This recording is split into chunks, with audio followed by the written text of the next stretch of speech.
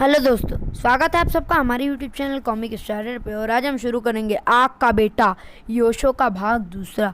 तो चलिए शुरू करते हैं। यूं ही बूसा बना सूर्य ग्रह के उस महान व्यक्तित्व को देखता रहा जिसकी आंखों में मेरी नंगी आंखों के सामने गोलियां से निकली थी, जैसे AK-47 से निकली हो।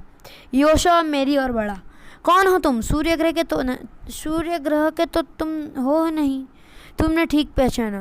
पृथ्वी लोक पर एक देश है अमेरिका। मैं वहाँ का निवासी हूँ। मेरा नाम माइकल है। अचानक योशो जैसे पागल हो गया था। तू धरती लोक का है? कमीने, मैं तेरा खून पी जाऊंगा। माइकल की आंखों के सामने अंधेरा छा गया। बचाओ! नहीं योशो, इसने मेरी जान बचाई है। योशो, खबरदार जो इस व्यक्ति को कुछ कहा। मगर माँ, यह धरती लोक का है। तूने सुना नहीं? इसने तेरी माँ की जान बचाई है। छोड़ देता हूँ माँ, मगर याद रखना, जैसे 20 साल पहले धरती लोक के एक इंसान ने तेरी मांग भरी थी और धोखा देकर भाग गया था, ऐसे ही यह भी हमें धोखा देगा। माइकल गले को सहला रहा था। इसकी तरफ से मैं तुमसे माफ़ी मांगती हूँ अजनबी। तुमने मेरी जान बचाकर हमारे रोम रोम का ऋणी बना दिया है। आप कौन हैं मैडम? और वह सैनिक कौन था जो आपको मारना चाहता था? मैं सूर्य ग्रह की राजकुमारी शौर्य हूँ और यह मेरा बेटा योशो। सूर्य ग्रह के सेनापति नेंजा ने धोखे से मेरे पिता का वध कर दिया और खुद यहाँ का राजा बन बैठा। ओह, यह नेंजा का सैनिक था जो आपको जान से मारना चाहता था। नेंजा से जान बचाने के लिए हम दोनों जंगलों की खाक छानते घूम रहे हैं। जिसका बेटा योशो जैसे शक्तिशाली हो, उसे यूं खाक छानने की क्या आवश्यकता है राजकुमारी शौर्य? यह तो मैं ही जानती हूँ। योशो के अंदर के तूफान को मैंने कैसे रोक रखा है।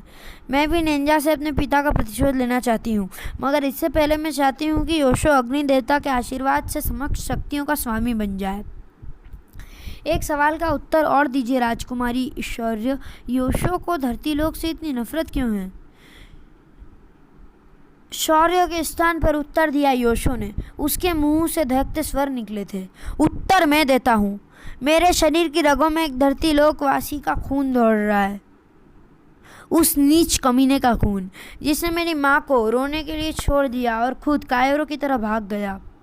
वह तेरा बाप था। उसके लिए सम्मानजनक शब्दों का प्रयोग कर। मेरी कुछ समझ में नहीं आ रहा है राजकुमारी शौर्य। क्या अपनी कहानी सुनाकर आप मेरे मन की उत्सुकता को शांत नहीं करेगी?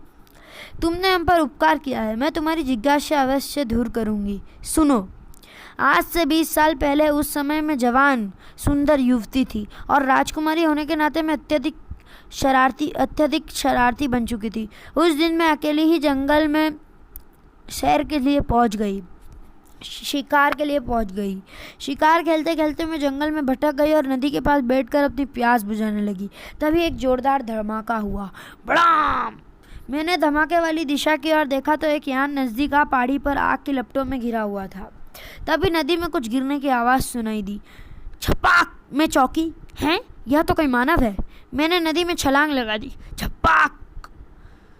यह तो साधारण जंगली नदी है।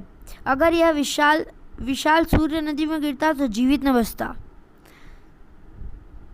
मानव के होश आने पर। तुम कौन हो मानव? धरती लोक में एक देश है भारत। मैं वहाँ का रहने वाला हूँ, मगर आजकल मैं अमेरिका देश के अंतरिक्ष इंस्टीट्यूट में कार्यरत हूँ। लेकिन तुम सूर्य ग्रह में क्यों आए हो? सूर्य ग्रह? सच, यह सूर्य ग्रह है।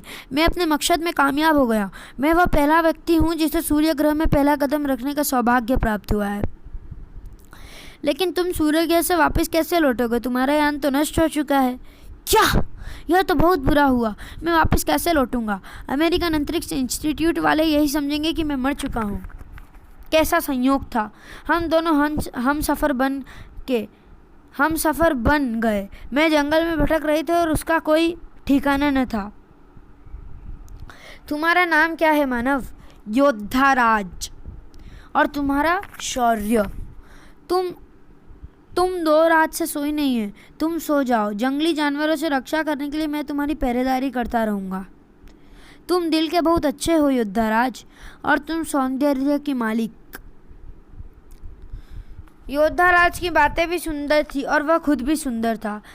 5 दिन भी न बीते थे कि हम दोनों एक दूसरे को प्यार करने लगे। एक दिन, छठे दिन मिल गई, राजकुमारी शौर्य मिल गई। वह विचित्र व्यक्ति कौन है? यह सूर्य ग्रह का नहीं है। जरूर इसी ने राजकुमारी शौर्य का अपहरण किया होगा। क्या हुआ सैनिकों? अरे सेनापति नेंजा! सेनापति नेंजा की दृष्टि जैसे ही योद्धाराज पर पड़ी। कौन है यह कुत्ता? यह सूर्य ग्रह का नहीं है। राजकुमारी आप ठीक तो हैं?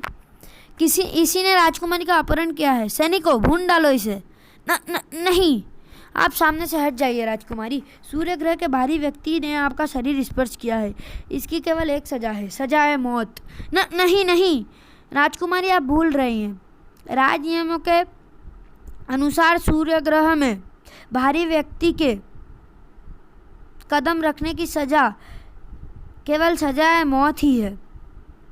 और आप भूल रहे हैं सेनापति की राज नियमों का फैसला करने का अधिकार केवल महाराज को है। ओह, लगता है बात बहुत आगे पहुंच चुकी है शौर्य। शायद इससे प्रेम करने लगी। ओह, लगता है बात बहुत आगे पहुंच चुकी है शौर्य, शायद इससे प्रेम करने लगी है। ये हमारे राज के मेहमान हैं। किसी ने इन पर फायर करने का दुस्साहस किया तो यकीनन वह जिंदा नहीं बचेगा। राजकुमारी आप ये ठीक नहीं कर रही। ठीक या गलत का फैसला राज दरबार में होगा। राज दरबार में वही होगा जो नेंजा चाहेगा। बहुत सुंदर मॉडल की कार है, ऐसी अमेरिका में भी नहीं। कार चीर रही एक शहर में प्रवेश कर गई। कितना सुंदर बाजार है, कितनी ऊंची ऊंची इमारतें। सूर्य ग्रह आधुनिकता में धरती लोक से महान लगता है। यहाँ के निवासी धरती लोक से सदियों आगे निकल चुके हैं। सूर्य ग्रह का राजा त्रिभुज एक महान योद्धा के साथ साथ एक महान वैज्ञानिक भी था।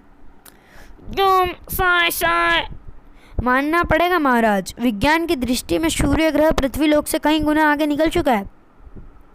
राजा त्रिभुज अपने ज्ञान पर तब राजा त्रिभुज अपने ज्ञान पर तब गर्व करेगा जब किसी इंसान की आंखों से गोलियां इस तरह निकले जैसे मशीन गन से निकलती है। ऐसा असंभव है महाराज। असंभव को संभव बनाने का फर्क हासिल है राजा त्रिभुज को। लेकिन अब तुम अपनी फिक्र करो, कल राज दरबार में तुम्हारी जिंदगी का आखिरी दिन होगा। नहीं पिताजी, ऐसा मत कहिए। आपसे मैंने कहा था कि मैं शादी करूंगी तो केवल योद्धा राज से। ऐसा असंभव है शौर्य। राज नियमों के अनुसार कोई भारी व्यक्ति सूर्य ग्रहों में, मगर आप तो कह रहे थे कि आप असंभव को संभव बना सकते हैं। तेरा राजा बाप राज नियमों की बेड़ियों में जकड़ा हुआ है बेटी।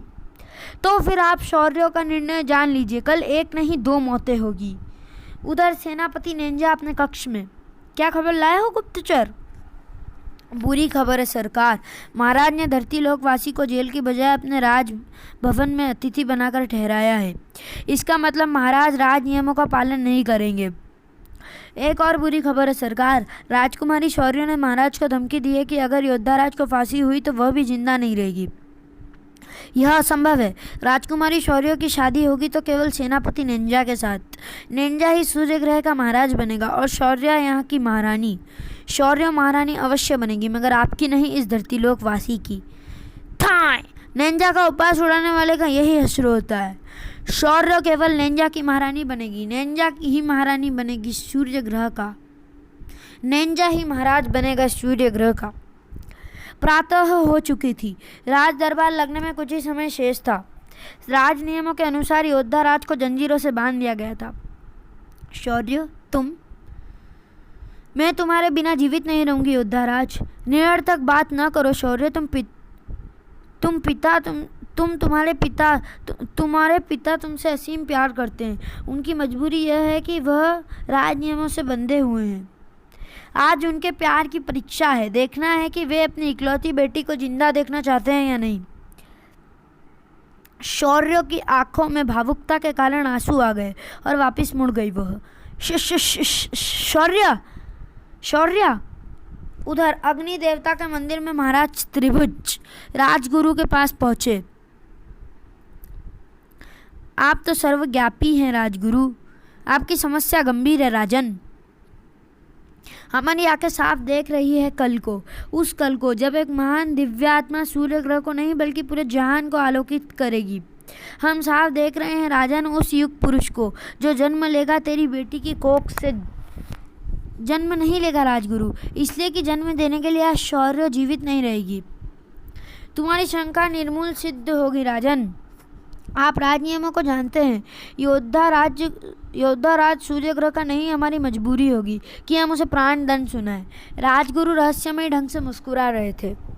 जो होना है उसे कोई नहीं टाल सकता। अग्नि देवता का आशीर्वाद लो और राज दरबार में अपने धर्म का पालन करो। सूर्य ग्रह का राजा तुमसे अपनी बेटी के प्राणों की भीख मांगता है अग्निदेव। तो चलिए दोस्तों, वीडियो को यहीं ख़त्म करते हैं और मिलते हैं इसकी अगली वीडियो में। तब तक के लिए goodbye, thanks for watching.